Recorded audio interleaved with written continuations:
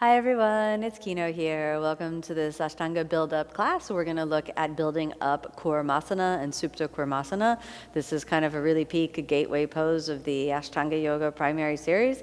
Very difficult, very challenging. So you want to go slowly and not force or rush your body. The tortoise pose means to make the back strong like a tortoise and also to recruit a little bit of hyper hip flexion in both the parallel and also the external rotation position. There's a lot going on in this asana.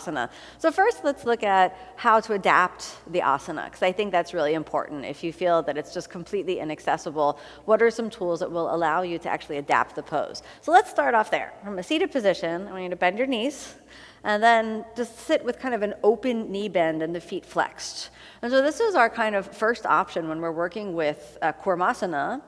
We want to press a little into the heels, and then when you exhale, you take the hands down and reach the kind of right angle of the thumb and the index finger behind the heel.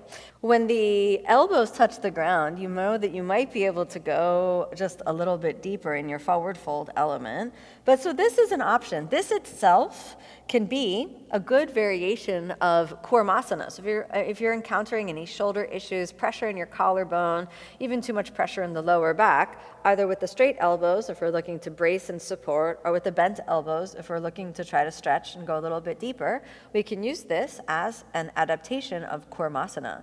If this is our Kurmasana variation, then our Supta Kurmasana variation is going to bring the feet together with the soles of the feet pointed open, and then the hands can go underneath the ankle bone, so we can make sure that the ankle bone doesn't feel too much pressure, keeping the elbows in between, and then we'll round the back and aim the forehead to the heels. And so we're still getting that kurma back, meaning the tortoise back, where the back is slightly rounded. And then we would inhale and bringing it up, and then exhale. We've completed our variation of Kurmasana and Supta Kurmasana.